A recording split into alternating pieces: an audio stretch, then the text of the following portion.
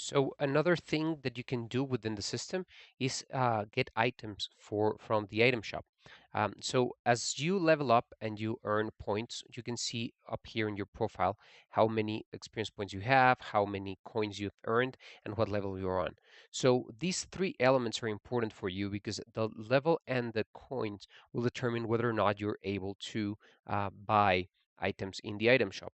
So once you get into the item shop, you will find something like this. And here you can see up here the required level. This is an open item at the moment. That means I can buy it if I have the money for it. So it costs 10 coins, and I can see on my profile that I have 100.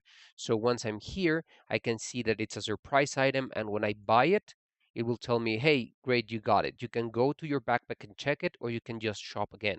So when you go to your backpack, you will see that you have it, and when you click on it in your backpack, you will see the a secret image that's behind it, and then you will get more information from it.